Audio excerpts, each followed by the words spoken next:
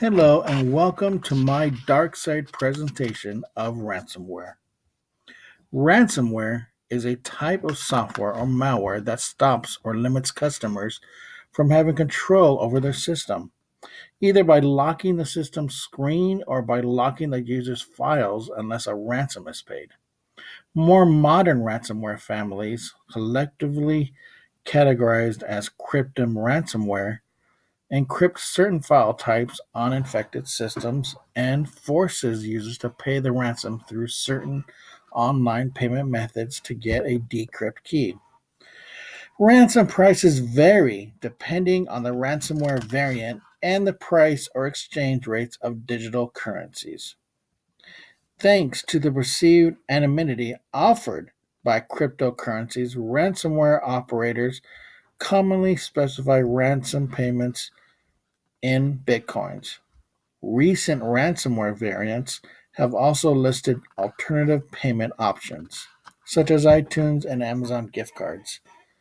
It should be noted, however, that paying the ransom does not guarantee that users will get the decryption key or unlock tool required to regain access to the infected system or hostage files.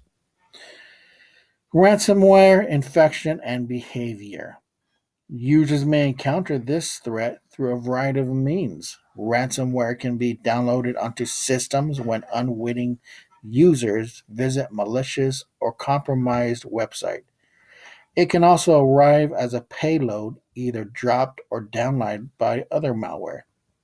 Some ransomware are known to be delivered as attachments from spam email, downloaded from malicious pages through malvertisements, or dropped by exploit kits into vulnerable systems. Ransomware is also considered scareware as it forces users to pay a fee by scaring or intimidating them. In this sense, instead of capturing the infected system or encrypting files, ransomware shows fake anti-malware scanning results to coax users into purchasing bogus anti-malware software. Here are some ransomware examples. There are financially motivated ransomware. Locky first appeared in February 2016 and is now one of the most distributed forms of ransomware. In late 2016, it became so proliferate that it was named one of three most common forms of malware. There are distribution campaigns of Locky via email almost every day. Troldesh is more distributed in Russia and European countries. It is not prevalent in the US. Global M Poster, Philadelphia, and Cerber are all ransomware threats using the ransomware as a service model. While some cybercriminals make and distribute their own ransomware, some have begun to provide a software package complete with ransomware note customization to other cybercriminals for a fee. Other types of ransomware examples are WannaCry. It is a wormable ransomware that spreads like a virus. Interestingly, it only collected a bit over $100,000 total, quite a small sum considering its global spread. To that point, between May 12th and May 15th, 2016, WannaCry was observed on over 160,000 unique IP addresses. NotPetya uses a compromised accounting software provided as its initial point of distribution and impacted many Ukrainian companies. But NotPetya didn't stop in Ukraine. Multinational companies with arms in Ukraine were compromised as well. While NotPetya was also believed to be financially motivated, it did impact the bottom line of some large companies. According to this insurance journal, an attack on its Dutch unit slashed 300 million from its quarterly profit, and the company lowered its full earnings forecast.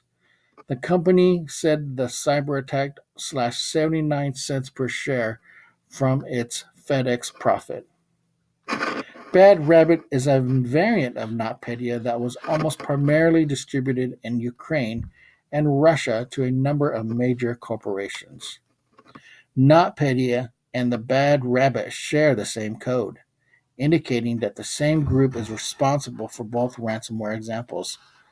But unlike NotPetya, Bad Rabbit uses unique Bitcoin wallets for every victim. For this reason, the motivation behind these attacks is unclear.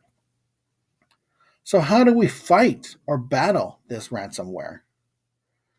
Law enforcement has had a difficult time fighting ransomware because of the sheer volume of ransomware operations and the fact that the operations themselves are difficult to track.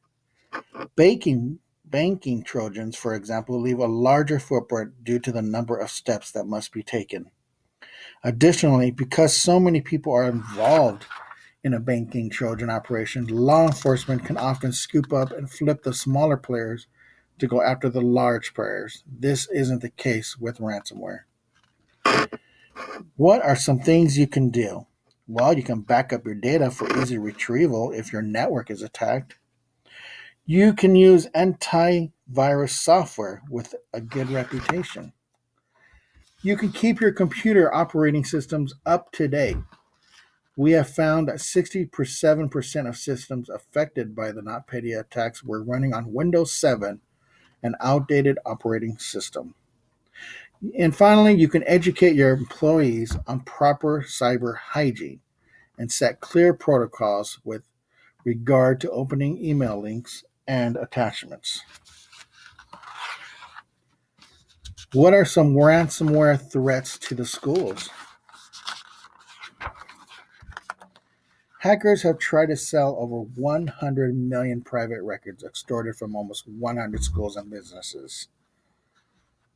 Attacks by a hacker group called the Dark Overlord, described in the warning as a loosely affiliated group of highly trained hackers, have recently focused threatening cyber attacks on schools and even students. The FBI said it does not recommend schools make a ransom payment when they're threatened, as it does not guarantee they will regain access to data. Instead, the FBI wants schools targeted by the hacker group to contact law enforcement. Additionally, schools must do a better job of protecting their networks and data. Thank you for watching my presentation, and here are my references.